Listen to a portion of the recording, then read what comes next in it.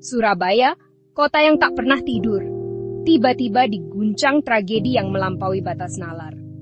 Di tengah gemerlap lampu kota dan hiruk-pikuk kehidupan malam, sebuah peristiwa kelam terjadi, mengoyak rasa aman warganya. Malam itu, Surabaya seolah membeku, dihantui ketakutan dan rasa tidak percaya.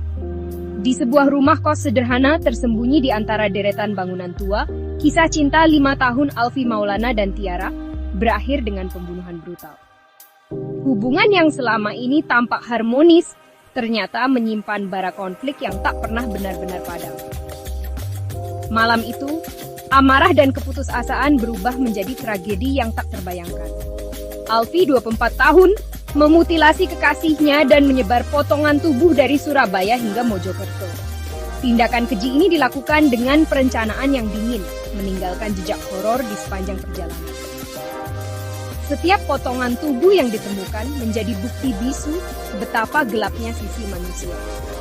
Penemuan kantong plastik berisi potongan tubuh di Pesek, Mojokerto memicu penyidikan besar-besaran.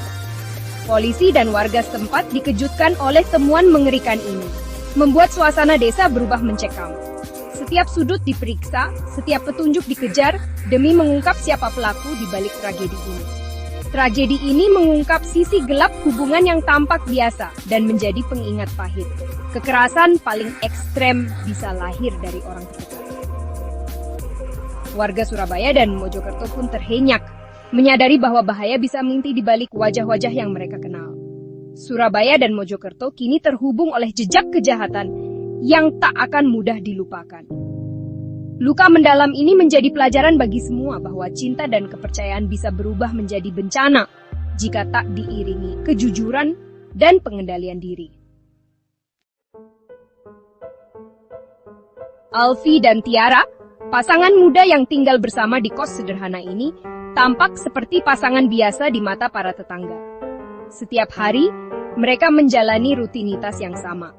Berangkat kerja pagi, pulang sore, dan sesekali bercengkerama di teras kecil kamar kos.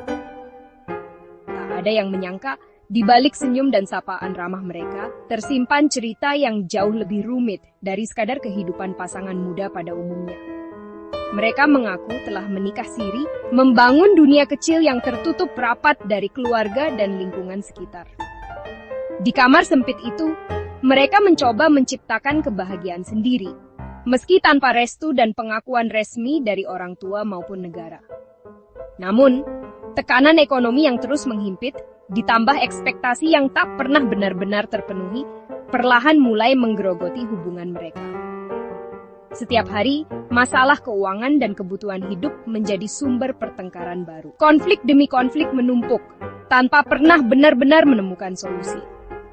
Kata-kata yang dulu penuh cinta, kini berubah menjadi perdebatan dan saling menyalahkan. Hubungan yang telah terjalin selama 5 tahun itu pun perlahan menjadi rapuh, seperti benang yang siap putus kapan saja. Status tanpa ikatan resmi membuat masalah mereka semakin terisolasi. Tak ada tempat mengadu, tak ada keluarga yang bisa menjadi penengah. Mereka hanya bisa saling menahan luka, berharap semuanya akan membaik. Meski kenyataannya justru sebaliknya. Di balik pintu kos yang selalu tertutup rapat, drama psikologis yang rumit berlangsung setiap hari. Tak ada yang tahu, di balik dinding tipis itu, dua hati sedang berjuang melawan rasa sepi, kecewa, dan amarah yang terus menumpuk. Hingga akhirnya semuanya berakhir tragis. Cinta yang dulu membara perlahan berubah menjadi bom waktu. Ketegangan yang tak pernah reda akhirnya meledak, meninggalkan luka yang tak mudah disembuhkan.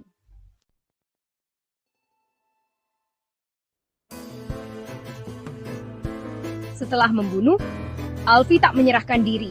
Ia memilih jalan menutup diri di kos. Ia memutilasi tubuh Tiara di kamar mandi kos, berusaha menghapus identitas korban. Potongan tubuh disembunyikan di lemari, dikubur dangkal, dan dimasukkan ke kantong plastik. Di tengah malam, Alfi membawa kantong-kantong itu ke Pesek, Mojokerto, dan membuangnya di semak-semak. Ia membersihkan kamar kos, berharap jejak kejahatannya hilang. Namun, jejak sekecil apapun selalu punya cara untuk terungkap. Alfi mengira kejahatannya sempurna, tapi kenyataan berkata lain. Ketenangan Pacet terusik saat warga menemukan kantong plastik berisi potongan tubuh manusia. Polisi bergerak cepat, menyisir lokasi dan menemukan lebih banyak potongan tubuh. Identitas korban masih misteri. Namun, penyelidikan mengarah ke laporan orang hilang di Surabaya. Tim gabungan Polres Mojokerto dan Polrestabes Surabaya dibentuk. Fokus utama mencari TKP utama dan mengidentifikasi korban. Tekanan publik dan janji polisi untuk mengungkap kasus ini menambah intensitas penyelidikan. Potongan tubuh di Paiset membuka tabir tragedi berdarah dari Surabaya. Polisi menelusuri jejak digital dan laporan orang hilang, menemukan nama Tiara Angelina Saraswati. Penyelidikan membawa mereka ke kos Alfi, yang awalnya bersikap tenang. Pemeriksaan kamar menemukan kejanggalan, sisa upaya pembersihan barang bukti. Alfi dibawa ke kantor polisi, dan di bawah tekanan, akhirnya mengaku. Ia menceritakan detail pembunuhan, mutilasi, dan pembuangan jasad Tiara. Polisi menemukan sisa tubuh di kos, mengonfirmasi pengakuan Alfi. Kasus mutilasi sadis ini pun terungkap tuntas. Apa yang mendorong Alfi membunuh dan memutilasi kekasihnya? Motif utama, pertengkaran yang dipicu emosi sesaat, diperparah tekanan ekonomi dan kegagalan komunikasi. Masalah finansial dan ekspektasi yang tak terpenuhi menumpuk jadi bom waktu. Ketidakmampuan mengelola emosi membuat Alfi memilih kekerasan. Mutilasi menunjukkan dehumanisasi. Tiara tak lagi dilihat sebagai manusia, melainkan bukti yang harus dihilangkan. Psikolog menyebut ini sebagai kegagalan kontrol impuls dan hancurnya norma moral. Kombinasi tekanan hidup dan emosi tak terkendali, jadi resep tragis kekejian Alfi.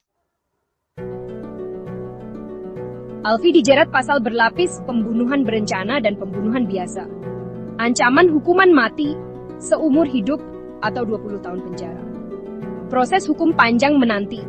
Publik menuntut keadilan bagi Tiara. Tindakan Alfi menunjukkan kemungkinan gangguan kepribadian. Perlu pemeriksaan psikologis mendalam. Kasus ini menyoroti fenomena femisida, pembunuhan perempuan oleh pasangan sendiri. Tragedi ini jadi pengingat, rumah bisa jadi tempat paling berbahaya bagi perempuan. Tragedi Tiara adalah luka menganga bagi keluarga dan masyarakat.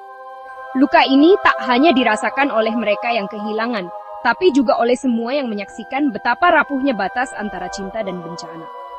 Setiap sudut rumah kini dipenuhi kenangan, dan setiap tawa yang dulu ada berubah menjadi keheningan yang menyayat hati. Pertengkaran biasa bisa berubah jadi malapetaka jika emosi tak terkendali. Seringkali, masalah kecil yang tak diselesaikan dengan kepala dingin justru menjadi bara yang membakar segalanya. Dalam ruang sempit, tekanan dan rasa frustasi bisa meledak sewaktu-waktu, tanpa disadari oleh orang sekitar. Kasus ini alarm bahaya kekerasan dalam pacaran. Tanda-tandanya sering diabaikan. Banyak yang mengira pertengkaran adalah hal biasa, padahal ada sinyal-sinyal bahaya yang harus diwaspadai. Terkadang, korban sudah berusaha meminta pertolongan, namun suara mereka tenggelam dalam stigma dan ketidakpedulian. Edukasi tentang hubungan sehat dan keberanian keluar dari relasi toksik sangat penting. Remaja dan masyarakat perlu dibekali pengetahuan agar mampu mengenali tanda-tanda bahaya sejak dini. Dengan edukasi, kita bisa membangun generasi yang lebih berani, berkata tidak pada kekerasan, dan lebih peka terhadap kesehatan mental dalam hubungan. Lingkungan sosial harus lebih peduli, jadi jaring pengaman sebelum tragedi terjadi. Dukungan dari tetangga, teman, dan komunitas sangat berarti bagi mereka yang sedang terjebak dalam hubungan berbahaya. Kepedulian kecil bisa menjadi penyelamat nyawa, dan solidaritas adalah kunci pencegahan. Kisah Alfi dan Tiara adalah pelajaran pahit. Cinta tanpa akal sehat bisa berubah jadi bencana. Hubungan yang awalnya indah bisa berubah kelam jika tidak diiringi kepercayaan, komunikasi, dan batasan yang sehat. Jangan biarkan cinta membutakan logika dan nurani. Semoga tak ada lagi tragedi serupa. Jaga emosi, komunikasi, dan kemanusiaan dalam setiap hubungan. Mari kita ciptakan lingkungan yang aman, saling mendukung, dan penuh kasih, agar setiap kisah cinta bisa tumbuh sehat tanpa bayang-bayang kekerasan.